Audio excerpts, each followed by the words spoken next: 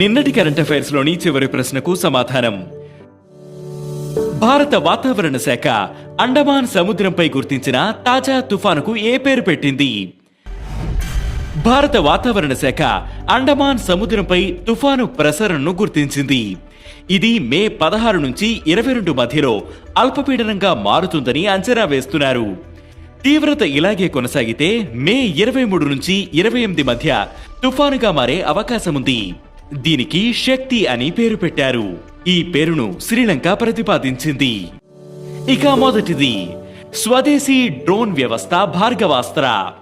ఒడిశాలోని గోపాల్పూర్లో స్వదేశీ డ్రోన్ నిరోధక వ్యవస్థ భార్గవాస్త్రను భారతదేశం మే 13న విజయవంతంగా పరీక్షించింది. సోలార్ డిఫెన్స్ అభివృద్ధి చేసిన ఈ వ్యవస్థ 2.5 కిలోమీటర్ల దూరంలో ఉన్న డ్రోన్ సమూహాలను సులభంగా నాశనం చేయగలదు. మైక్రో రాకెట్లు, క్షిపణులతో కూడిన ఈ వ్యవస్థ భారతదేశ వైమానిక రక్షణను బలోపేతం చేస్తుంది. ఇక రెండవది డెన్మార్క్ లో తొలి వాణిజ్య స్థాయి ఈ మిథనాల్ ప్లాంట్. డెన్మార్క్ లో ప్రపంచంలోని మొట్టమొదటి వాణిజ్య స్థాయి ఈ మిథనాల్ ప్లాంట్ ను మే 13న ప్రారంభించారు. యూరోపియన్ ఎనర్జీ అండ్ జపనీస్ సంస్థ మిట్సై ఈ ఫ్యాక్టరీని అభివృద్ధి చేశాయి. ప్రపంచ షిప్పింగ్ పరిశ్రమలో కార్బన్ ఉద్గారాలను తగ్గించే లక్ష్యంతో ఏటా 42,000 మెట్రిక్ టన్నుల ఈ మిథనాల్ను ఉత్పత్తి చేస్తుంది. ఈ ప్లాంట్ సంవత్సరానికి 53 మిలియన్ లీటర్ల ఈ మిథనాల్ను ఉత్పత్తి చేస్తుందని అంచనా వేస్తున్నారు. ఇక మూడవది పశ్చిమ బెంగాల్లో తీస్తా ప్రహార్.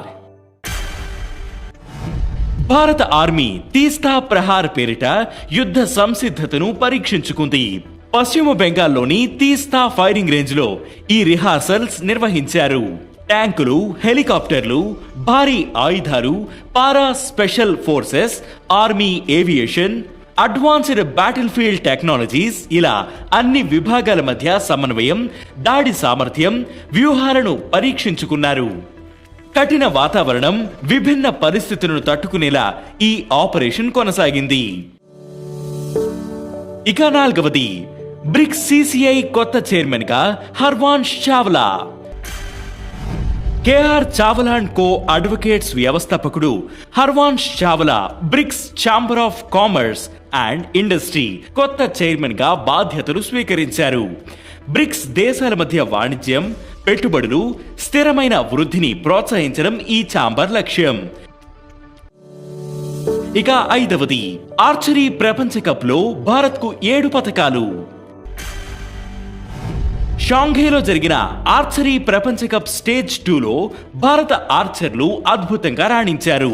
2 స్వర్ణాలు, 1 రజతం, 4 కాంస్యాలతో సహా మొత్తం 7 పతకాలను గెలుచుకున్నారు. కాంపౌండ్ విభాగంలో 5, వ్యక్తిగత విభాగంలో 2 పతకాలు వచ్చాయి.